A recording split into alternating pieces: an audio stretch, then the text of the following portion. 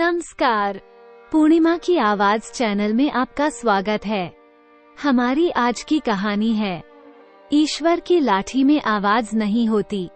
65 वर्षीय प्रेमलाल जी, जो कि प्राइवेट नौकरी से निवृत्त हो चुके हैं, आज सुबह जब सैर करके घर की ओर लौट रहे थे तो मन में सोचने लगे कि रिटायरमेंट के समय मैं सोचता था कि मैं बंधन से मुक्ति की ओर जा रहा हूँ, लेकिन अब समझ नहीं आता कि इसे जीवन की स्वतंत्रता कहा जाए या जीवन में ही मृत्यु का पूर्वाभास। बड़ा खाली खाली सा लगता है।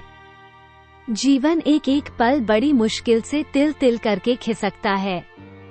रह रहकर वो अपने गांव की व्यस्त दिनचर्या को याद करने लगते हैं। वो गिनी चुनी गलियां, वो मुट्ठी भर लोग, सब कुछ इतना छोटा कि एक दिन में पूरा गांव ही नाप लिया जाए और करीब करीब हर आदमी से मुलाकात हो जाए। उस समय लगता था जैसे दुनिया मुट्ठी में है। वो छोटी सी दुनिया जैसे ही हाथ से छूटी कि सब कुछ छूट गया। दरअसल शहर में आने से पहले प्रेमलाल जी अपनी पत्नी सुनैना और बेटे सौरभ के साथ गांव में ही रहा करते थे, परंतु अपने बेटे सौरभ की उच्च शिक्षा के लिए उन्हें गांव से शहर आना पड़ा, जहां उन्होंने अपना मकान खरीद लिया। परंतु शहर आने के 3 वर्ष के बाद ही उनकी पत्नी सुनैना की हार्ट अटैक से मृत्यु हो गई। उच्च शिक्षा के बाद सौरभ नौकरी के लिए विदेश चला गया। वहां यूनिवर्सिटी में भी उसका एकेडमिक करियर उज्जवल रहा, जिस कारण उसे वहीं नौकरी भी मिल गई और वहां भारतीय मूल की लड़की सुप्रिया के साथ शादी रचा ली और वहीं का होकर रह गया। शुरू में तो सौरभ उन्हें कभी कभी फोन कर लिया करता था, लेकिन अब तो कई महीने बीत जाते थे प्रेमलाल जी की अपने बेटे से बात हुए भी। इस बड़े से शहर में प्रेमलाल जी एकदम अकेले हो चुके थे। आज जब सैर करके प्रेमलाल जी घर लौटे तो अचानक फोन की घंटी बज उठी। उन्होंने रिसीवर उठाया तो दूसरी ओर से आवाज आई, हेलो बाबूजी, मैं सौरभ बोल रहा हूँ। हाँ बेटा बोलो, कैसे हो? बच्चे कैसे हैं? बहू कैसी है? एक ही सांस में प्रेमलाल जी ने कई प्रश्न कर डाले। बाबूजी हम सब ठीक हैं। आपकी तबीयत कैसी है? ठीक है बेटा, अब तबीयत का क्या है? इस उम्र में कुछ न कुछ तो लगा ही रहता है, परंतु शरीर चल रहा है, इसलिए भगवान का हर पल शुक्रिया अदा करता हूँ। क्या बात है बेटा, आज बहुत दिनों बाद मेरी याद आई। क्या बताऊं बाबूजी, जिंदगी इतनी व्यस्त हो गई है कि कुछ करने के लिए समय ही नहीं मिल पाता। बहुत दिनों से सोच रहा था कि आपको फोन करूं, परंतु किसी न किसी काम में व्यस्त हो जाता था।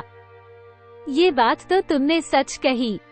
बेटा, जैसे जैसे पद बढ़ता जाता है, जिम्मेदारियां और भी ज्यादा बढ़ती जाती हैं। बाबूजी, मैं आपसे एक बात कहना चाहता हूँ, कहीं आप बुरा तो नहीं मानेंगे? कहो ना बेटा, बुरा मानने वाली क्या बात है बाबूजी? मैं सोच रहा था कि आप वहाँ भारत में बिल्कुल अकेले हैं। अब आपकी तबीयत भी ठीक नहीं रहती और हम लोगों का तो आपको पता ही है कि हमारा कभी कभार ही भारत आना हो पाता है। इसलिए यदि आपको ठीक लगे तो आप हमारे साथ ऑस्ट्रेलिया चले आइए। यहाँ आपके दोनों पोता पोती भी आपका साथ पाकर खुश हो जाएंगे और आपका समय भी सुखपूर्वक कट जाएगा। यहाँ मुझे आपकी चिंता सताती रहती है।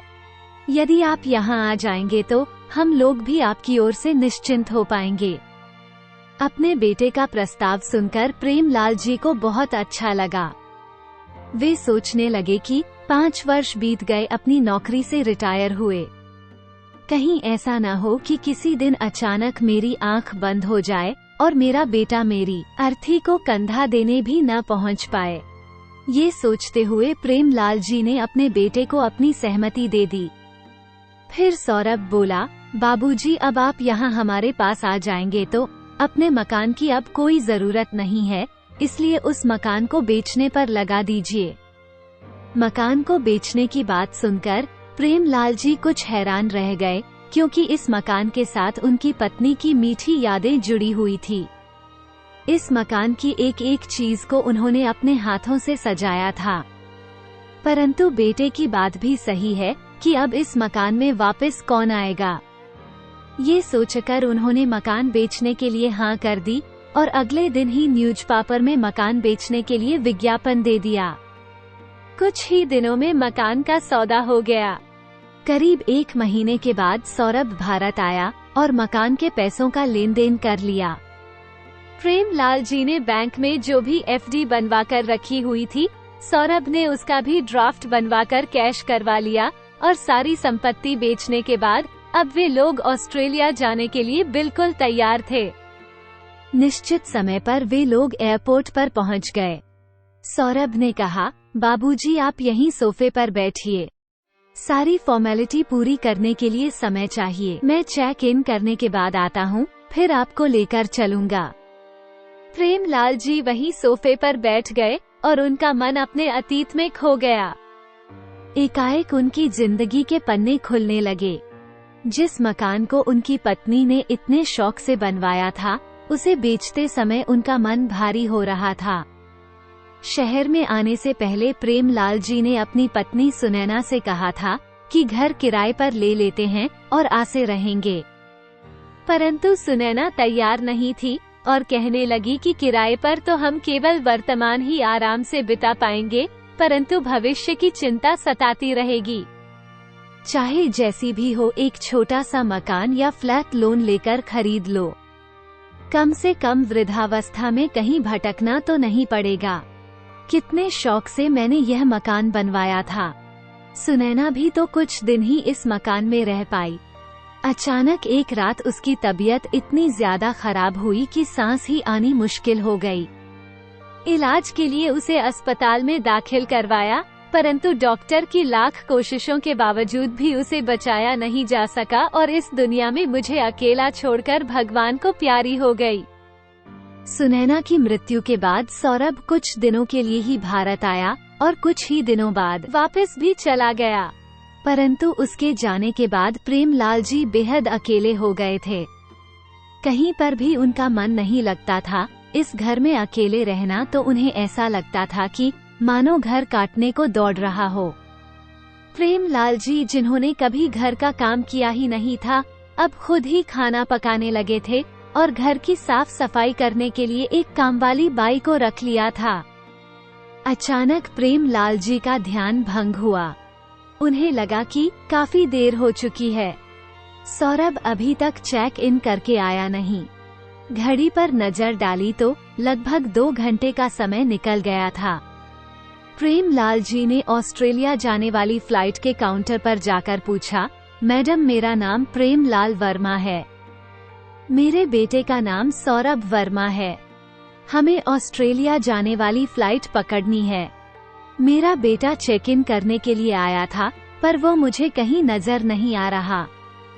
प्रेमलाल जी की बात सुनकर काउंटर पर कार्यरत एक महिला ने यात्रियों की लिस्ट देखकर बताया, जी हाँ, सौरभ वर्मा नाम का एक यात्री यहाँ आया था जिसने चेक इन किया था। ऑस्ट्रेलिया की फ्लाइट निकले हुए तो 1 घंटे से भी ज्यादा का समय हो चुका है। उस महिला की बात सुनकर प्रेमलाल जी की हैरानी का ठिकाना न रहा। वे बोले, परंतु मैडम उस फ्लाइट से तो मुझे भी ऑस्ट्रेलिया जाना था, मुझे लिए बिना फ्लाइट कैसे चली गई, ऐसा तो संभव ही नहीं हो सकता। अंकल जी, जितने भी यात्री उस फ्लाइट में जाने वाले थे सभी गए हैं, कोई भी यात्री छूटा नहीं है। अगर कोई यात्री नहीं पहुंचता तो हमारी ओर से घोषणा की जाती है। महिला ने कहा तो प्रेमलाल जी रुआंसी आवाज में बोले, तो क्या मुझे लिए बिना ही मेरा बेटा ऑस्ट्रेलिया चला गया? इसका मतलब तो ये हुआ कि उसने मेरा टिकट लिया ही नहीं था। ये कैसी जालसाजी है? प्रेमलाल जी के पैरों तले तो मानो जमीन ही खिसक गई। वे अपना सिर पकड़कर जमीन पर धम से बैठ गए। सोचने लगे, क्या मेरा बेटा इतना कठोर हो सकता है जिसे पढ़ाने लिखाने में हमने अपने जीवन के सुनहरे दिनों को भी पसीने में भिगो दिया, अपनी खुशियों का उसके जीवन संवारने पर ही न्योछावर कर दिया। सुनैना मुझे हमेशा कहा करती थी कि अपने बुढ़ापे के लिए भी हमें कुछ बचाकर रखना चाहिए, लेकिन मेरा एक ही जवाब होता था, ले देकर सौरभ ही हमारा इकलौता बेटा है। यदि हम उसकी सुख सुविधा का ख्याल नहीं रखेंगे तो कौन रखेगा। वो एक खिलौना मांगता था तो मैं 2 लाकर देता था। उसकी विदेश की पढ़ाई करने की जिद पूरी करने के लिए पैसे इकट्ठे करने की खातिर न जाने मैंने कितने पापड़ बेले थे, कितने ही लोगों के आगे हाथ पसारे थे। मन में बस अपने बेटे की बात पूरी करने की धुन सवार थी कि वह किसी तरह विदेश चला जाए। इस बात को लेकर अपने बड़े भाई मनोज से भी मेरी लड़ाई हो गई थी, क्योंकि उसने मुझे कोई भी सहायता देने से मना कर दिया था। वो कहता था, जब सामर्थ्य नहीं है तो विदेश भेज क्यों रहे हो, क्या अपने देश में नहीं होती? क्या यहाँ पढ़कर बच्चे नौकरी नहीं करते? जितनी चादर हो उतने ही पैर पसारने चाहिए। अपने भाई के इस आचरण से मुझे कितनी तकलीफ हुई थी। उसी दिन मैंने मन ही मन ठान लिया था कि अब मदद के लिए अपने भाई के दरवाजे पर कदम नहीं रखूंगा। तभी से हम दोनों भाइयों के बीच भी कटुता आ गई थी। परंतु यदि देखा जाए तो उन्होंने कुछ भी गलत नहीं कहा था। अपने जिस बेटे के कारण मैंने अपने भाई से भी संबंध तोड़ लिया था, आज वही बेटा मुझे ऐसे समय में बेसहारा छोड़कर धोखा देकर चला गया, जिस समय में मुझे उसके सहारे की सबसे ज्यादा जरूरत थी। सिक्योरिटी कर्मचारी की आवाज सुनकर प्रेमलाल जी का ध्यान टूटा। वो कर्मचारी उनसे पूछने लगा, सर आपको कहाँ जाना है? मैं देख रहा हूँ आप काफी समय से यहीं बैठे हुए हैं। बेटा मैं कहाँ जाऊँगा, मेरा तो कोई ठिकाना नहीं रह गया। मुझे तो अपने बेटे के साथ ऑस्ट्रेलिया जाना था, लेकिन वो तो मुझे छोड़कर चला गया। अब मेरी किस्मत मुझे कहाँ ले जाएगी, मैं खुद नहीं जानता। इतना कहकर प्रेमलाल जी पास रखे बेंच का सहारा लेकर खड़े हुए। उन्हें कुछ भी नहीं सूझ रहा था। दुखी दिल से वो एयरपोर्ट से बाहर निकल आए और सोचने लगे, हे भगवान, ऐसी मुसीबत की घड़ी में मैं कहाँ जाऊँगा? मुझे कौन सहारा देगा? अब तो मेरा घर भी मेरे पास नहीं रहा। क्या मैं अपने बड़े भाई के पास जाऊं? क्या वह मेरी मदद करेंगे? क्या उन्होंने मुझे माफ कर दिया होगा? लेकिन अब कोई और चारा भी नहीं है। उनके सामने रोना गिड़गिड़ाना अपनी मजबूरी बताऊंगा तो शायद उनका मन पिघल जाए। एक बार चलकर देखता हूँ, ये सोचते हुए वो बस पकड़ने के लिए आगे बढ़ गए। करीब 2 घंटे के बाद अपने भाई मनोज के घर पहुँचे। डोर बेल बजाई तो उनकी नौकरानी ने दरवाजा खोला और पूछा, किससे मिलना है? मनोज भैया हैं घर पर। जी हाँ, बाबूजी तो हैं, पर आप कौन हैं? उनसे कहो उनका भाई आया है। उसी समय मनोज जी बाहर आ गए और अपने छोटे भाई को ऐसी हालत में देखकर हैरान रह गए। प्रेमलाल जी का सब्र का बांध टूट गया और वे फूट फूट कर रोने लगे। मनोज जी उन्हें अंदर लेकर आए और अपने भाई से उनकी इस हालत का कारण पूछा, परंतु प्रेमलाल जी कुछ बोलने की हालत में नहीं थे। उनका मन कर रहा था कि अपने भाई के कंधे पर सिर रखकर जी भर कर रोएं। उनकी आंखों से अविरल अश्रुधारा बहती जा रही थी। मनोज जी ने तुरंत अपनी नौकरानी से पानी लाने को कहा।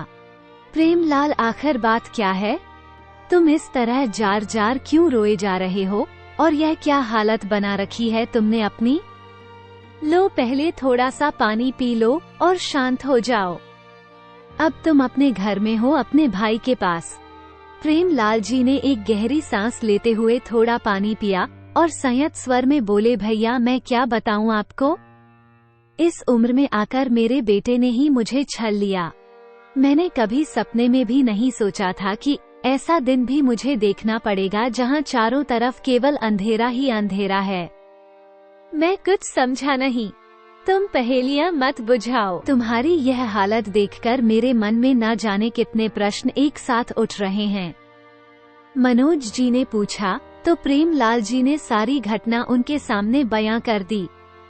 मनोज ने गहरी सांस लेते हुए उनकी एक एक बात बड़े ही ध्यानपूर्वक सुनी और बोले, ये कैसी विडंबना है? तुमने अपने बेटे को पढ़ाने लिखाने के लिए और एक अच्छा इंसान बनाने के लिए अपना सब कुछ दांव पर लगा दिया और तुम्हारे साथ ऐसा सलूक? क्या माँ बाप इसी दिन के लिए अपने बच्चों को पाल पोस कर बड़ा करते हैं? कितने स्वार्थी हो गए हैं आजकल के बच्चे। भैया, अब मुझे समझ नहीं आ रहा मैं क्या करूं? इस उम्र में मैं कहीं नौकरी करने भी नहीं जा सकता।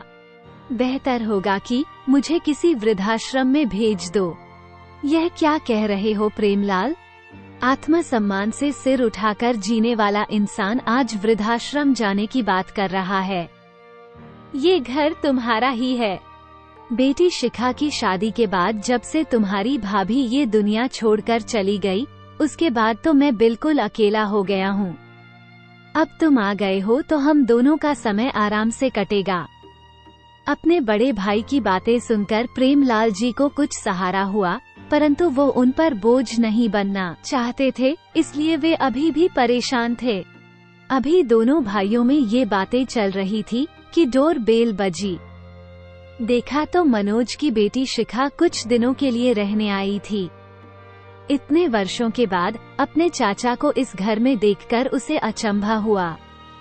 शिखा उनके पास बैठकर उनका हालचाल जानने लगी, परंतु जब उसे उनके हालात के बारे में जानकारी हुई तो उसे बहुत दुख हुआ और हैरानी भी कि सौरभ चाचा जी के साथ ऐसा कैसे कर सकता है। अगले दिन सुबह शिखा ने अपने पिताजी और चाचा जी के लिए स्वादिष्ट नाश्ता बनाकर परोसा और एक अलग कमरे में चली गई। प्रेमलाल जी ने देखा कि शिखा मोबाइल पर ही ऑनलाइन क्लास ले रही थी। उसे ऑनलाइन क्लास लेते देखकर प्रेमलाल जी के मन में कुछ ख्याल आया और जब शिखा बाहर आई तो उन्होंने शिखा से कहा, बेटी एक बात तो बताओ, क्या मैं भी ऑनलाइन क्लास ले सकता हूँ? घर बैठे बैठे अपने बेटे के बारे में सोचकर परेशान होने से तो अच्छा है कि मैं किसी काम में व्यस्त हो जाऊं। उनकी बात सुनकर शिखा बोली, क्यों नहीं चाचा जी, आजकल तो ऑनलाइन क्लासेज का जमाना है। ना तो आपको स्कूल जाना पड़ेगा और न ही स्कूल की तरह घंटों खड़े रहकर पढ़ाना पड़ेगा। आप अपनी सहूलियत से बच्चों को पढ़ा सकते हैं और वैसे भी आप तो गणित विषय के बहुत अच्छे अध्यापक रह चुके हैं। शिखा ने प्रेमलाल जी का ऑनलाइन रिज्यूम बनाकर अपने स्कूल में भेज दिया। कुछ ही समय में उन्हें नियुक्त कर लिया गया। अब उन्हें ऑनलाइन पढ़ाने के अच्छे खासे पैसे मिलने लगे थे। सुबह 9 बजे से लेकर 12 बजे तक वे फोन से ही बच्चों को ऑनलाइन पढ़ाते और अपना खर्च खुद निकाल लेते थे। अब उन्हें जीने का मकसद मिल गया था। वे पहले से ज्यादा चुस्त और तंदुरुस्त रहने लगे थे। अब वो अपनी जिंदगी से संतुष्ट थे, परंतु वो गरीब बच्चों के लिए भी कुछ करना चाहते थे। इसलिए उन्होंने बच्चों के लिए अपना कोचिंग सेंटर खोलने के बारे में सोचा और इस काम में भी उनकी मदद उनकी भतीजी शिखा ने की। शिखा की मदद से उन्होंने एक जगह किराए पर ली जहां उन्होंने अपना कोचिंग सेंटर खोला। गणित विषय के अलावा अन्य विषयों की भी कोचिंग प्रदान करने के लिए उन्होंने 2 अध्यापक भी नियुक्त कर लिए। उनके कोचिंग सेंटर में फीस कोई ज्यादा नहीं थी और जो बच्चे फीस नहीं दे पाते थे वो फ्री में भी पढ़ सकते थे, जिस कारण उनके कोचिंग सेंटर की लोकप्रियता बढ़ने लगी। प्रेमलाल जी के सराहनीय कदम को देखते हुए उनकी मदद के लिए कुछ एनजीओ भी उनके साथ जुड़ गए, जिन्होंने उनके कोचिंग सेंटर के लिए एक बड़ी जगह उपलब्ध करवा दी। एक ही साल में उनका कोचिंग सेंटर एक बड़े इंस्टीट्यूट का रूप ले चुका था। लेकिन कहते हैं ना, कर्मों का फल तो मिलकर रहता है, आज नहीं तो कल, इस जन्म में नहीं तो अगले जन्म में। सौरभ ने जो धोखा अपने पिता के साथ किया था, फिर उस धोखे के फल से वो कैसे बच सकता था? अपने जिस दोस्त के साथ पार्टनरशिप करने के लिए उसने अपने पिता के पैसे धोखाधड़ी से हथिया लिए थे, इस दोस्त ने ही उसे पार्टनरशिप का झांसा देकर उसके सारे पैसे उससे हथिया लिए। पार्टनरशिप में बिजनेस शुरू करने के लिए उसने नौकरी तो पहले ही छोड़ दी थी और अब उसे कहीं नौकरी भी नहीं मिल रही थी। आखिर विदेश की धरती पर बिना पैसे के कितने दिन रह सकते थे? जो थोड़े बहुत बचे हुए पैसे थे उससे अपने टिकट का इंतजाम करके वे लोग भारत वापस आ गए। भारत लौटकर सौरभ अपने पत्नी और बच्चों के साथ अपने ससुराल में रहने लगा। नौकरी ढूंढ रहा था, लेकिन कोई अच्छी नौकरी उसे मिल नहीं रही थी और छोटी नौकरी उसे अपने स्टैंडर्ड की नहीं लगती थी। और ससुराल वाले आखिर बेरोजगार दामाद को कितने दिन इज्जत देते। अब उसे महसूस होने लगा कि ससुराल में उसे बोझ समझा जा रहा है। वो अपनी जिंदगी से पूरी तरह परेशान हो चुका था, लेकिन करता भी तो क्या। एक दिन जब उसने पढ़ने के लिए अखबार उठाया तो अखबार में खबर के साथ अपने पिता की फोटो को देखकर वो हैरान रह गया। अखबार में लिखा था, अक्सर मेहनत करने वाले परेशानियों से नहीं डरते, केवल अपने दम पर मुश्किलों को दूर करने की कोशिश करते हैं।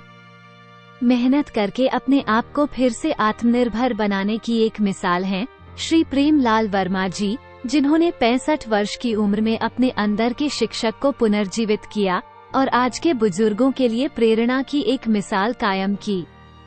वे उन महान शिक्षकों में से एक हैं जिन्होंने गरीब बच्चों को मुफ्त में पढ़ाने का जिम्मा उठाया और उनके इस सराहनीय कार्य को देखते हुए सरकार की तरफ से उन्हें इनाम दिया जाने वाला है। ये खबर पढ़कर सौरभ को अपनी आंखों पर विश्वास नहीं हुआ। वो हैरान था कि अब जिस पिता को वह दर दर की ठोकरें खाने के लिए छोड़कर गया था, आज वो अपने दम पर इतना बड़ा पुरस्कार प्राप्त करने जा रहे हैं। अखबार में छपी खबर के साथ उनके कोचिंग सेंटर का नाम और पता भी लिखा था। सौरभ मदद मांगने के लिए अपनी पत्नी के साथ तुरंत अपने पिता से मिलने दौड़ा चला आया। पहुंचकर देखा तो उस जगह पर एक बहुत बड़ा इंस्टीट्यूट बना हुआ था। जब वे दोनों अंदर गए तो गार्ड के पूछने पर उन्होंने उसे बताया कि उन्हें प्रेमलाल जी से मिलना है। गार्ड उन्हें ऑफिस में बिठाकर प्रेमलाल जी को बुलाने चला गया। जैसे ही प्रेमलाल जी अपने ऑफिस में आए तो सौरभ उन्हें देखकर हैरान था। उसके पिता, जिनके चेहरे से कभी लाचारी और बेबसी झलकती थी, उनके चेहरे पर आत्मविश्वास भरी चमक थी और आते ही वो उनके पैरों में गिरकर रोने लगा। प्रेमलाल जी अपने बेटे सौरभ को अपने पैरों में अचानक देखकर हैरान रह गए।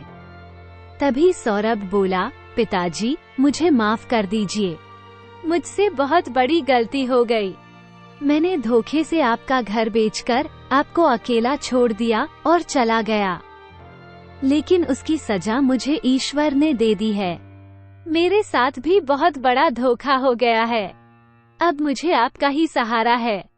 अपने बेटे की बात सुनकर प्रेमलाल जी बोले, बेटा, शायद तुम भूल गए थे कि ईश्वर की लाठी में आवाज नहीं होती, लेकिन जब पड़ती है तो इंसान कहीं का नहीं रहता। और जहाँ तक बात रही मेरे माफ करने की, तो जो तुम लोगों ने मेरे साथ किया है उसके लिए मैं तुम्हें कभी माफ नहीं कर सकता। तुमने एक बूढ़े पिता के विश्वास को तोड़ा है। यहाँ अकेला मरने के लिए छोड़कर जाने से पहले तुमने मेरे बारे में एक बार भी नहीं सोचा। अरे, कम से कम इतना तो सोचते कि तुम्हारा बूढ़ा पिता कहाँ रहेगा, क्या खाएगा।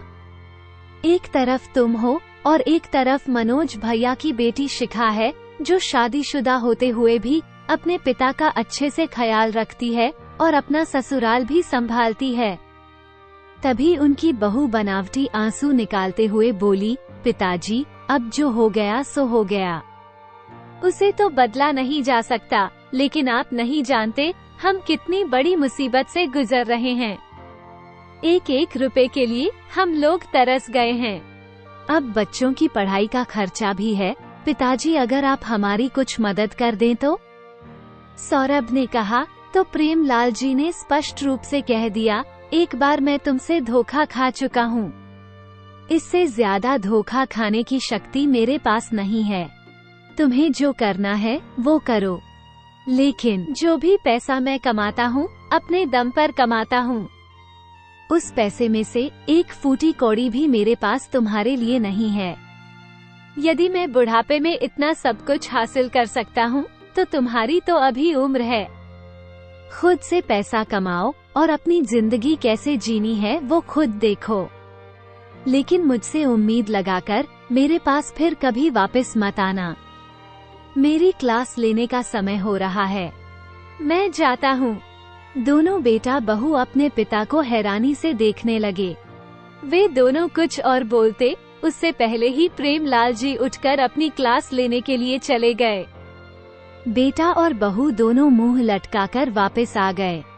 अब उनके पास पछताने के अलावा और कोई रास्ता नहीं बचा था।